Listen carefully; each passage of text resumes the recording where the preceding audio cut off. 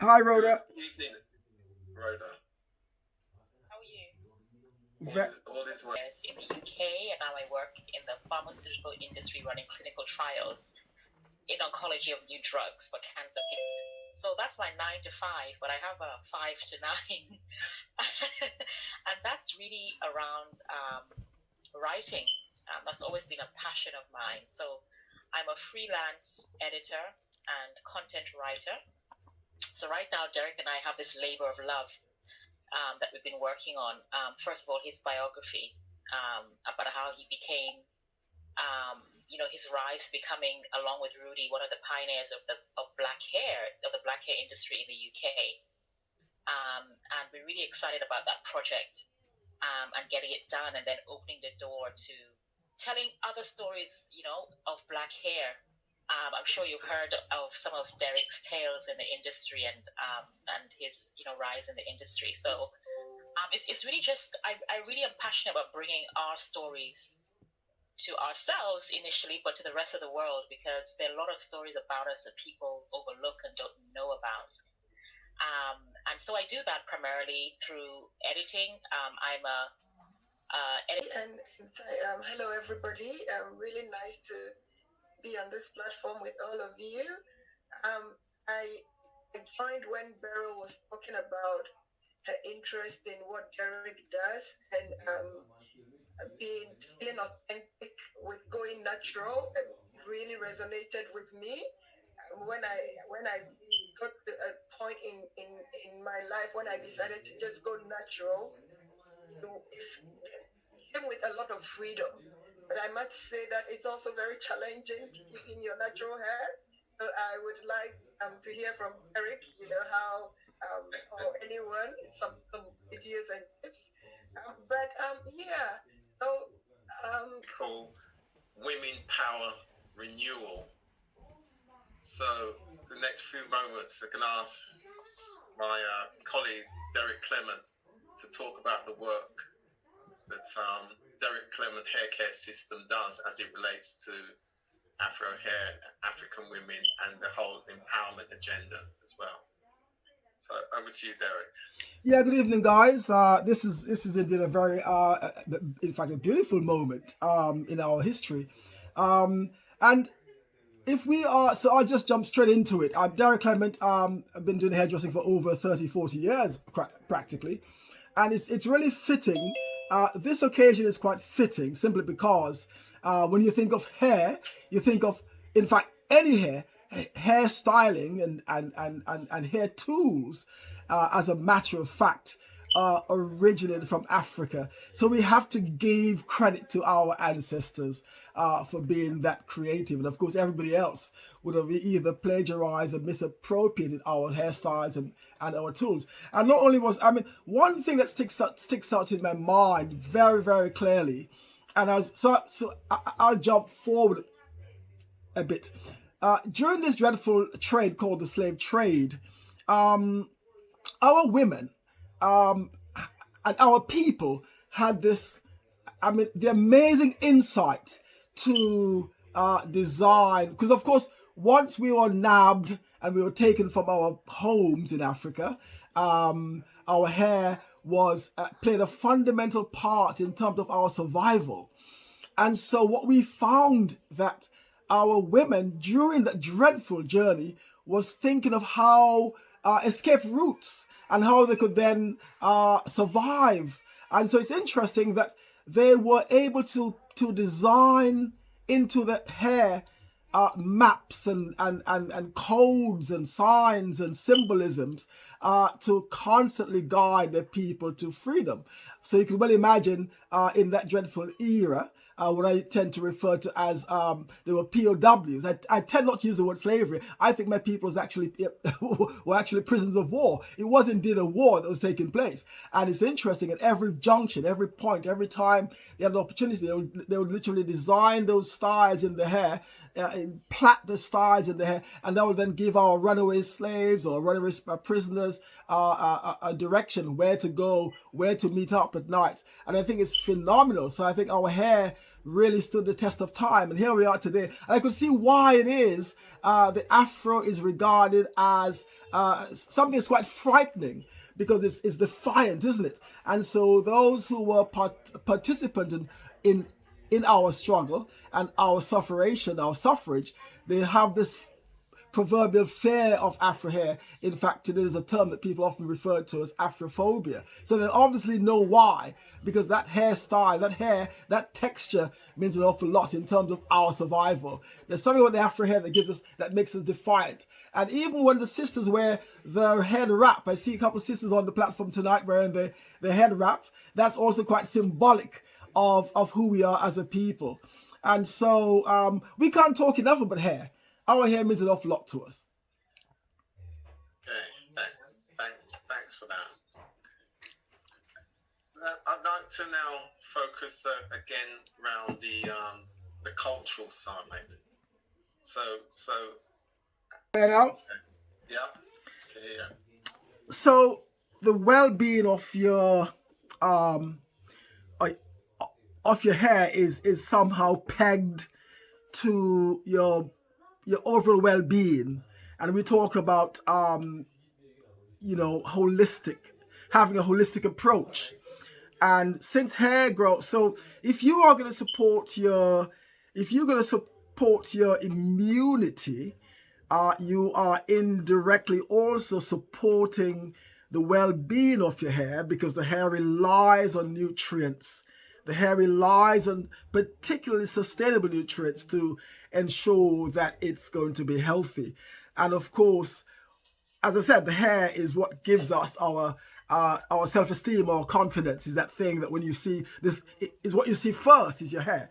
And so, having found yourself in this pandemic called COVID, I think it's crucial that we understand what to sustain our bodies with to ensure that we can survive this dreadful pandemic. And we are constantly pushing the envelope. Our ancestors told us that food is medicine and medicine is food. We've had great avatars like Dr. Sabi. So our culture provides the answers. There's a famous term in Grenada that says the answer is only 2 feet away. So since there's nothing we could do about the vaccine other than to take it, we have to therefore find ways to rid ourselves of these toxins and heavy metals. And so what we say to our people, our clients, so it's part of the well-being of your hair, is to focus on the foods that's going to support and boost your immunity. Some Irish moss, and all those are from our countries. As Rudi said, we talk about our ingredients were left behind. Well, today we have the ingredients right here. Gina, for instance, has a wonderful product. It's called G1. It's G1, is it, Gina? G Power. And I think it's G Power 1. And that's a fantastic blood a nutrient. It's important we also understand the importance of the 3 elements in our culture: sweet, bitter, and sour. Some cultures focus on only the sweet, and they forget to tell us that we should have a balance. Balance is very important. So Gina's G Power is marvelous. I take it for my health and well-being, and it's fantastic. It's actually bitters. It's all the way from Africa. And so back to the point of, if you look after if you boost and sustain your immunity, you are indirectly boosting and sustaining your hair, because your hair grows at a cellular level. It needs sustainable nutrients, not the garbage that we're told we must eat, but good, healthy foods. And if it's from our indigenous countries, as our ancestors say to us, we must consume the foods that are indigenous to us. And things like, obviously, Irish moss I use a lot of. I ensure that something as simple as charcoal. Charcoal has lots of wonderful ingredients in it to protect our inside and boost our immunity. So yeah, it's crucial that our well-being is sustained using what we know from our our ancestors, our that's indigenous to us, basically. Okay. Thanks for that. Is there anybody wanting to add anything around that at all? Right. Beryl Green from South Africa. You know you've got to represent the whole country now, and you're on your own. No, normally we're being outnumbered by the South Africans on our forum. So I'm pleased, Beryl. You'll have to unmute. And we did have part of our KZN going global yesterday with the chairperson from KZN. Yeah. About. So Beryl, good evening. Yeah, good evening, everyone. I'm just happy to be here and, of course, to celebrate, Africa Day and us as Africans. And I'm always looking forward to listening to Derek Clement because I'm very much so interested with this natural hair. And yes, of course, as a proud African, and I think I've spoken before that I used to wear like wigs and straighten my hair, and that didn't do my hair well, so I just went back to natural hair. And when I went back to natural hair, I started to feel so original and so natural. So I like to wear this our natural hair, and also to talk to our sisters and also the younger generation, just to accept themselves as they are, because this society sometimes we always want to be like as African, we always want to be having like the straight hair or things that are not us. So I'm always looking forward to listening to Derek Clement, and most of the time I always do come on and listen to the Zoom meetings afterwards whenever I have time. So I'm based in Germany, and I'm just glad to be on this platform with everyone. With a little bit about myself, I know I've seen Beverly Lindsay here on the platform.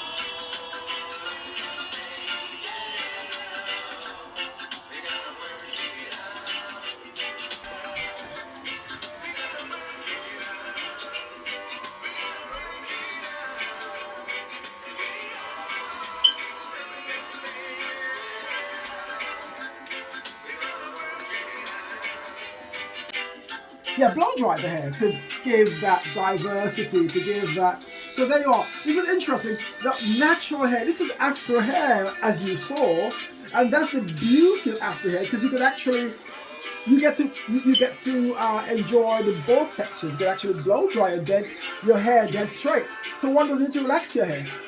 The option. So I mean, isn't it wonderful that, as I was saying, right? In the past, people had to relax their hair to achieve a change. You don't have to do that. Your hair is Afro, but it's dead straight. Yeah, that's true.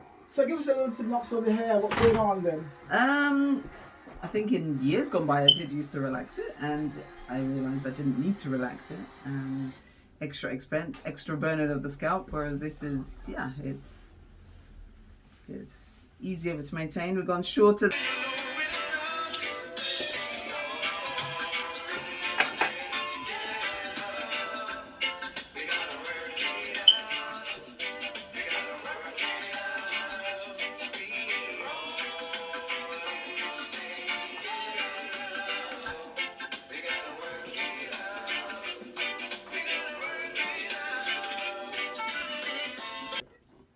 Okay, so the hydrator felt amazing. It felt, my hair to me felt very dry, and it felt amazing after using the hydrator and the conditioner. I mean, it's feeling fresh. Yeah, ask Derek.